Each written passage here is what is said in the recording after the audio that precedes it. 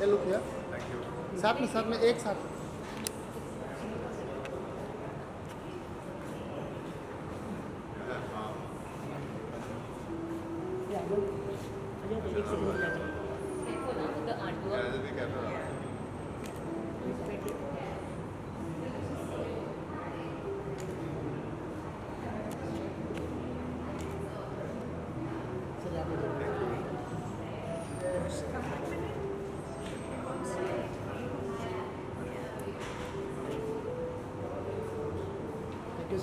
Ma'am look है ma'am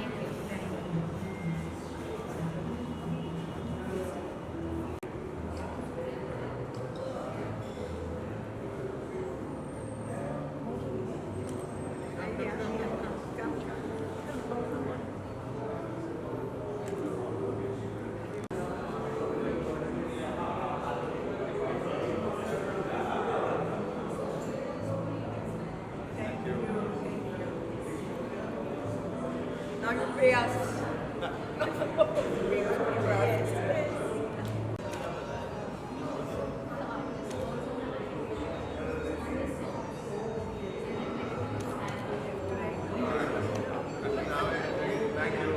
I said just go left to right, go right to left.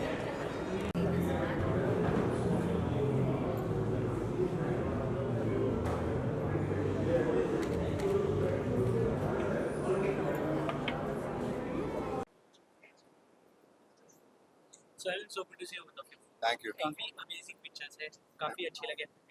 ये हम start करते हैं ये कोलैबोरेशन के बारे में। जी। जिस तरीके से ये कोलैबोरेट हुआ है वहाँ से स्टार्ट करते हैं। जी तो डिज़ाइनर मिस अमृता देवरा का है एंड एक्चुअली उन्होंने एक और नई जगह खोली थी तो वहाँ पे मैं गया था एज अ गेस्ट।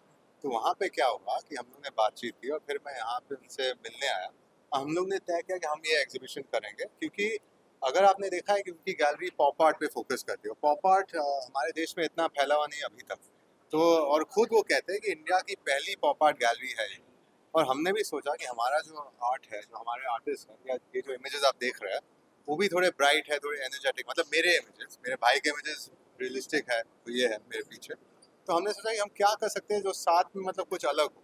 एंड जो आर्टिस्ट जिनको हम रिप्रेजेंट करते हैं हाउस ऑफ क्रिएटिविटी में, उनका काम मैं हमेशा चाहता हूँ कि उनका काम जितना हम लोग पहुँचा पाए दूसरों तक वो हम करना चाहते हैं। तो वही हुआ and then today here we are. क्योंकि देश में, हमारे देश में इतने सारे आर्टिस्ट हैं और इतना टैलेंट है, लेकिन उनको प्लेटफॉर्म नहीं मिलता है अपने एग्जीबिशन, अपने काम को एग्जिबिट करने के लिए। तो इसलिए हमने ये हाउस ऑफ क्रिएटिविटी बनाया, जहाँ पर हम उनको मौका देते हैं, उनकी पेंटिंग्स रखते हैं और एक्सपोज भी करते हैं ताकि उनको भी कुछ नाम मिले, अवेयरनेस हो, नाम टैलेंट की अवेयरनेस। टैलेंट का उनका अच्छा लगे लोगों को और उनकी पेंटिंग्स बिक जाए। ये पेंटिंग देखिए तो हमें काफी ज्यादा अच्छी लगी। जी। बट फिल्म मेकिंग के साथ साथ जिस तरीके से ये इतने पैशनेट होकर ये भी करते हैं तो वो आप और शत्रुघ्न सर ये चीज को कैसे देखते हो? एक्चुअली अगर देखा जाए तो पेंटिंग्स और एक्टिंग और ये सब तो क्रिएटिविटी है, आर्ट है। इन अ वे आर्ट ही है। तो इसमें कोई फर्क हमको नहीं नजर आया। और अगर हर चीज में अगर टैलेंट है तो अच्छी बात है, उसको एक्सपोज होना चाहिए, लोगों को एक्सपोज करना चाहिए। तो बच्चों ने सोचा। मैं थोड़ा ऐड करना चाहूँगा, जैसे कि अगर आपने फिल्मों के बारे में बात की, एक फिल्म क्या होता है, मतलब एक फिल्म क्या होती है? एक फिल्म मूविंग फोटोग्राफ, एक मूविंग इमेज उसको कहते हैं। ये जो फोटोग्राफ है ये स्टिल इमेजेस है और ये एक्चुअली एक फिल्म से ये इमेज है, ये सेट पे लिया गया था। अगर आप पढ़ेंगे तो आपको पता चलेगा। तो हम लोग जिस चीज़ से प्रभावित हुए वो फिल्म ही है। बचपन से फिल्मों को देखना, मतलब कि लाइटिंग को समझना, कैमरा वर्क को समझना, एंगल को समझना, ये कहीं ना कहीं आप कह सकते हैं कि अपने आप अंदर बैठ जाता है अगर आपने ध्यान दिया तो। हर कोई नहीं सीखता, हर कोई ध्यान नहीं देता, कुछ लोग सिर्फ देखते, दर्शक होके देखते। पर आई थिंक हम लोग पर इसका बहुत बड़ा असर हुआ बचपन से एंड वही कारण है कि हो सकता है कि हम लोग फोटोग्राफी आ गए। बात करें सर आपके पिक्चर्स की, किस तरीके से आपके स्ट्रीट फोटोग्राफी करते हैं और आप फॉन्ट साइज सब ये डिफरेंस जानना चाहेंगे आप इसमें क्यों और इसमें क्यों? नहीं, एक्चुअली डिफरेंस तो हर किसी का अपना स्टाइल होता है। मतलब मैं सिर्फ इस तरह की फोटोग्राफी नहीं करता हूँ। मतलब मैं स्ट्रीट कम करता हूँ, बाकी लैंडस्केप हो या मतलब कुछ भी हो, मतलब कि आर्किटेक्चरल फोटोग्राफी मैं हर चीज़ की फोटोग्राफी करता हूँ क्योंकि मैं मानता हूँ कि आपको अपने आप को लिमिट नहीं करना चाहिए, क्रिएटिविटी की लिमिट नहीं होनी चाहिए।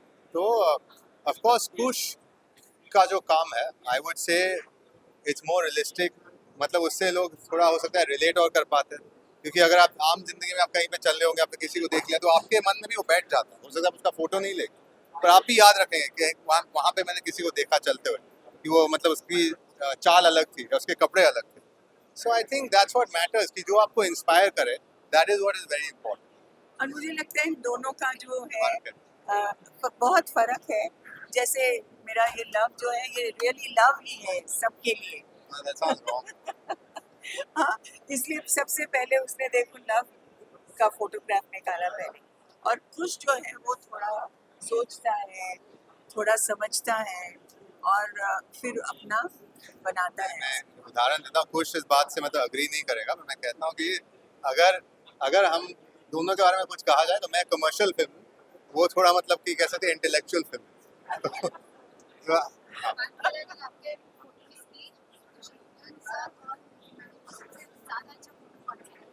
उन्होंने सब फोटो नहीं देखे आज हमसे तक, सब नहीं देखते हैं। हजार हजार मतलब कि पता नहीं कितने 10,000 से ऊपर फोटोग्राफ्स होते, मतलब खुश का तो और भी ज्यादा होते। तो सब मुझे भी खुद याद नहीं कभी कि मैंने कितने लिए। ये पिक्चर के पीछे काफी अच्छा थॉट प्रोसेस है, ऑफ कैमरा आपने मुझे एक्सप्लेन किया। जी। हमारे दर्शक जो देख रहे हैं उनको आप कुछ बताना चाहेंगे? जी, तो ये थीम जो था पहले all are neon science, okay, all text based images है, नियॉन है। उसके बाद इसमें कहानी क्या है कि पहले प्यार होता है, लव, उसके बाद आपको कहीं ना कहीं एहसास होता है कि कहीं ना कहीं ये सपना था, ये सच नहीं था। तो उसके बाद आप सोचते हो कि मुझे सच बोलना चाहिए, tell the truth and run, and then finally उसके बाद जो बॉन वॉयाज होता है वो मतलब कि आपने अलविदा करके आप निकल गए वहाँ से। तो that was the whole theme behind these images, story behind these images.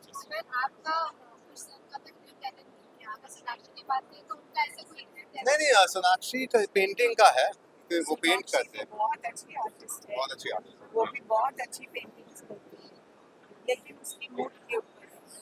हाँ, क्योंकि सारा टाइम तो वो अपने काम में लगी रहती है, लेकिन जब वक्त मिलता है तो जरूर वो अपनी पेंटिंग कर लेती है। नहीं, इनसे, मुझसे नहीं, आपके लोगों को कोलैबोरेशन देखने को मिलेगा? जी, लव, खुश और सोनाक्षी। नहीं, खुश और सोनाक्षी ने तो काम कर लिया, अभी उनकी फिल्म निकिता रॉय उन्होंने साथ में काम किया है।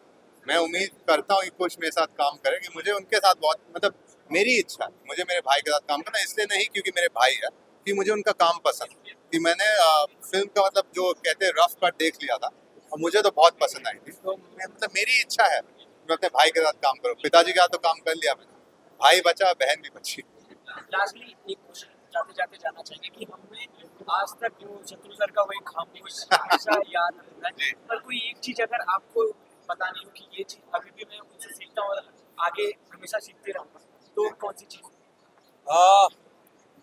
जीवन का मतलब जीवन में जो पल होते हैं उनका सामना कैसे करना होता है आपको। जैसे अगर कभी कभी कहते हैं कि कुछ ऑब्स्टिकल आ जाए या मतलब कि कठिनाइयों का सामना करना पड़े आपको, तो उससे कैसे आप उसको कैसे आप डील करते हैं, वो मैं उनसे सीखता हूँ। मतलब कि मैंने हमेशा अपने पिताजी को देखा है कि वो हार नहीं मानते, मैं भी ये मानता हूँ कि आपको हार नहीं मानना चाहिए, कि आपको कोशिश करना चाहिए कि सोल्यूशन क्या है। जी, थैंक यू। Thank you.